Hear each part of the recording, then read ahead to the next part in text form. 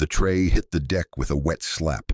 Stew from Earth's temperate zones, splattering across polished alloy floor, steaming faintly in Axiom Spire's recycled air. Brakor loomed, 8 feet of Gorvath muscle and dermal plating, his lipless maw curled in amusement. "Oops," he rumbled through his translator, voice like tectonic plates grinding. Mira Solis didn't flinch. She just looked at her ruined lunch, then up at him, eyes calm as deep space void. "That was my 3rd meal this cycle," she said, quiet enough that only those nearest heard. "I'd appreciate a new one, and an apology." Laughter rippled through the mess hall, chitters from silicates, low growls from Vexnar. Even Drolin, perched on a high observation ledge, with all 4 hands wrapped around his data slate, felt the familiar click of his mandibles. Foolish, he thought. She doesn't understand the ritual. This isn't about food. It's about hierarchy. Brakor reached down, not to fetch a replacement tray, but to shove her back into her seat, to remind her where soft skins belonged. What happened next rewrote every assumption Drolin had ever logged. Mira moved, not with speed, not with flourish, but with terrifying economy. Her fist traveled less than a handspan, yet the impact cracked like a hull breach. Brakor's head snapped backward, vertebrae popping audibly, and his entire armored bulk lifted off the floor, sailing 10 feet before crashing through a reinforced table. Silence swallowed the hall whole. Not even the hum of the station's life support dared interrupt it. Mira stood there, knuckles unmarked, expression unchanged. "Huh," she murmured, when I actually held back. Drolin's data slate slipped from his upper left hand and clattered to the floor. Around him, cadets from 47 species froze mid-breath, mid-bite, mid-laugh, all wearing the same stunned realization. They'd mistaken camouflage for weakness. It turned out Earth hadn't sent a student, it had sent a lesson. 3 days earlier, Mira Solis had walked through Axiom Spire's main airlock, looking like someone misplaced from a civilian transport. Average height, brown hair tied back, no claws, no carapace, no psychic aura, just a duffel bag and a gaze that scanned corridors like she was memorizing escape routes. Drolin had noted her immediately. Human cadet Mira Solis. Category 4, fragility. Survival probability, low. He'd seen dozens like her wash out in their first week. Too slow, too soft, too human. Axiom Spire orbited in neutral space, a fortress forged to train the galaxy's apex warriors. Crovenians who could bite through Durasteel. Vexnar who bent gravity with thought. Silicates whose crystalline skin deflected plasma bolts. Every species brought something lethal. Humans. Command had been vague. Earth had only joined the Galactic Concord 3 years prior. Their inclusion felt rushed, reckless. Mira kept to herself. Let Brakor knock her shoulder in hallways. Let Gorvath cadets block her path, snickering about gravity-light weaklings. She cleaned up spilled nutrient paste without complaint. Took detours rather than confrontations. Drolin had approved. Smart, he'd written. Knows her limits. He'd been catastrophically wrong, because on Earth, surviving wasn't luck. It was curriculum. And Mira Solis, quiet, unassuming. Lunch. Defending Mira had graduated top of her class. The medical bay smelled of ionized gel and panic. Brakor lay motionless on a regeneration slab, his armored plates fractured in 7 places, neural monitors flickering like dying stars. Commandant Zira Voss stood over him, her crystalline exoskeleton rigid with fury and something else, dread.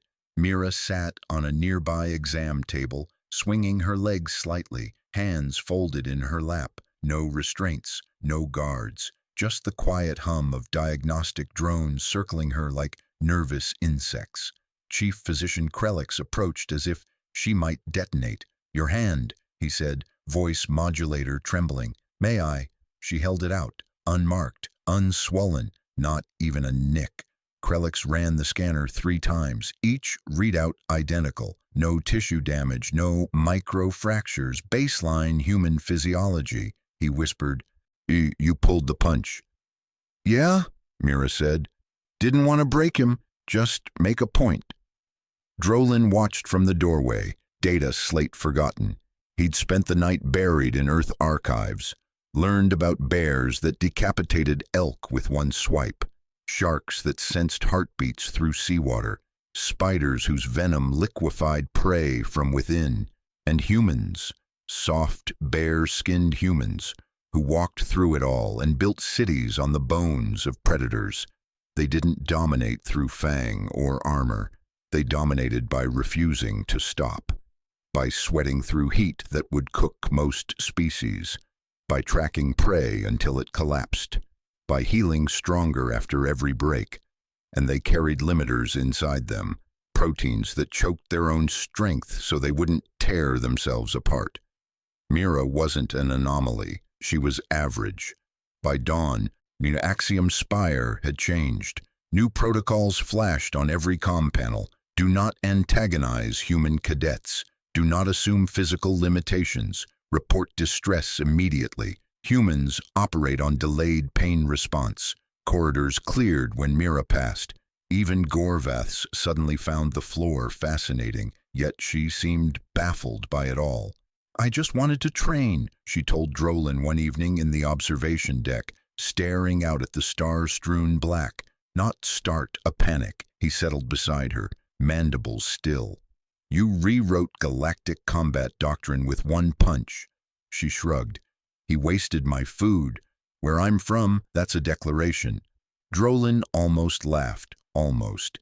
Instead, he asked, Why didn't you respond sooner? Gave him chances, she said simply. Asked politely. He chose violence. She turned, eyes catching the dim glow of distant nebulae. We don't start fights, but we finish them, efficiently. A silence stretched between them, not empty, but thick with understanding. He saw it now. Humans weren't dangerous because they were strong. They were dangerous because they knew when to be. Restraint wasn't weakness. It was strategy honed over millennia of surviving things that wanted them dead before breakfast. 3 weeks later, Mira topped the monthly combat evaluations without ever going full force. Instructors redesigned entire modules around her. Cadets who once mocked now lingered at the edges of her training sessions, watching how she moved. Fluid, economical, never wasteful. A Vexnar named Quillic began sharing meals with her, asking about Earth's predator domestication protocols. A silicate called Bright Edge studied her problem-solving methods, marveling at how she turned obstacles into advantages. And Drolin, he stopped predicting, started documenting. His final report landed on Commandant Voss's desk, sealed with priority encryption. Recommendation: reclassify humans as Category 10 adaptive threats. Not for their weapons, but for their patience, their persistence, their refusal to accept extinction as an option. Voss read it in silence, then nodded. Approved. Distribute to all Concord academies. That night, Drolin found Mira again in the observation deck. She was alone, tracing constellations with her fingertip against the transperistele. 15 more humans arrive next cycle, she said without turning. Command thinks if I didn't break, they won't either. Drolin didn't flinch. He just asked, Should we be afraid? Mira smiled, a small, easy thing that no longer fooled anyone. Nah, you'll get used to us. We're good at making friends. Once people stop assuming we're harmless. She paused. Oh, and Valar? It's Drolin. Right, thanks for not treating me like a monster.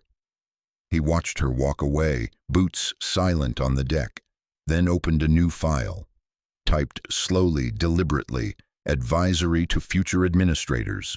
1. Humans are not fragile. Repeat until belief takes root. 2. When they say, I held back, believe them. That's their baseline. 3. Never under any circumstance knock over their food. 4. Deathworld classification isn't about gravity. It's about what the planet teaches you to endure. 5. If a human smiles after you've angered them, apologize immediately. You're already losing. Outside, the stars wheeled on, indifferent. Somewhere, Earth spun, on churning out more Miras. Quiet, unassuming, unstoppable. Axiom Spire would adapt, or it would break. Either way, the galaxy had just met its match.